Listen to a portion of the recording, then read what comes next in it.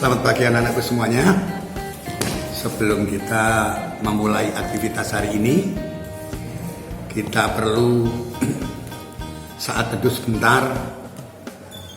Kita mengucapkan syukur kepada Tuhan karena kebaikan Tuhan selalu dirasakan oleh kita semuanya, bahwa pada pagi hari ini kita masih bisa bertemu walaupun dalam situasi pandemi, belajar secara online. Namun kita bersyukur bahwa itu semua karena Tuhan bekerja terhadap kita semuanya. Tuhan turut bekerja dalam segala hal. Anak-anakku yang terkasih di dalam Tuhan, kita akan sedikit mendengarkan firman Tuhan sebagai landasan. Kita ingin belajar saat ini dari pagi sampai siang.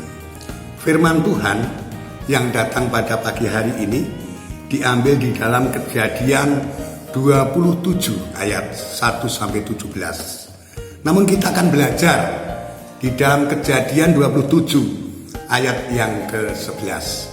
Yang demikian firman Tuhan.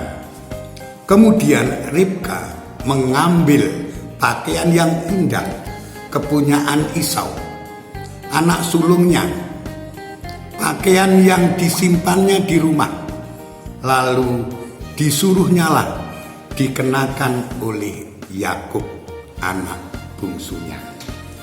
Demikianlah firman Tuhan yang singkat ini. Kita akan belajar dari firman Tuhan ini, yaitu di dalam firman Tuhan yang kita baca tadi, kita akan melihat ada 4 tokoh dalam cerita ini. Yang pertama adalah Iska. Iska ini siapa? Iska ini adalah suami daripada Ribka atau ayah dari Esau dan Yakub. Dia sudah tua sekali, sudah tidak bisa melihat lagi. Kemudian Ribka adalah istri Iska yang lebih menyayangi Yakub. Kemudian anaknya yang pertama adalah Esau. Esau ini adalah anak yang pertama, namun kondisi tubuhnya, badannya ini berbulu. Sedangkan anak yang terakhir adalah Yakub.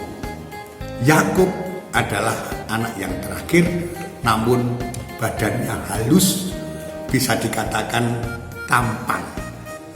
Maka dari itu, dari tokoh-tokoh ini, pada renungan saat ini akan saya berikan judul Ribka tidak jujur.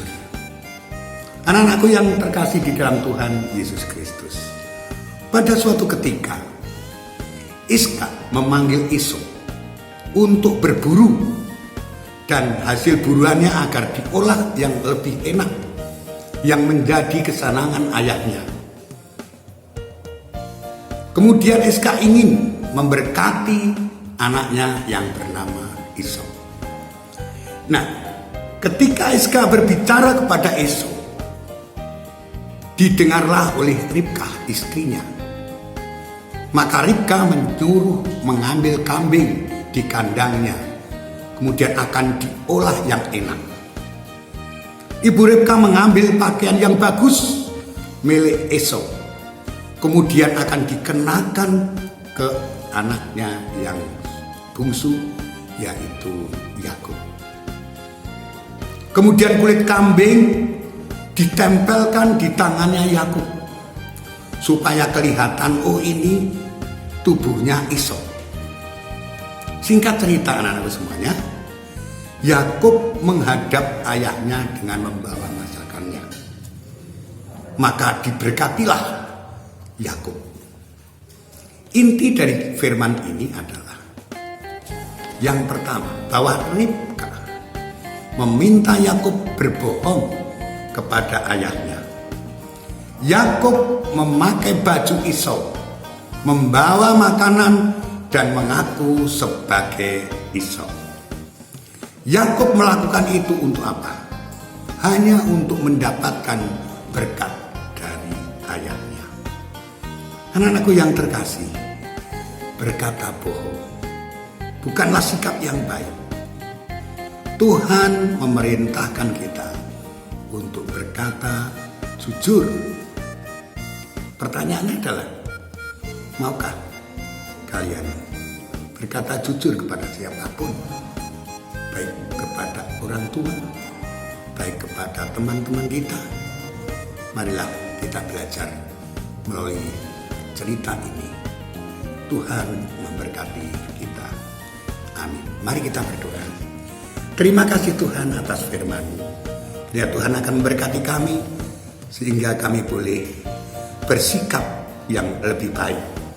Bukan sebagai anak-anak yang pembohong, namun kami boleh berkata jujur kepada siapapun. Ini kami ingin meneladani sikap Engkau Tuhan.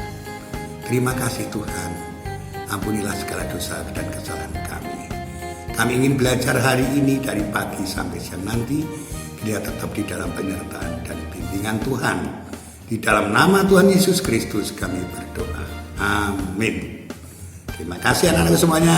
Selamat belajar. Tuhan Yesus memberkati. Amin.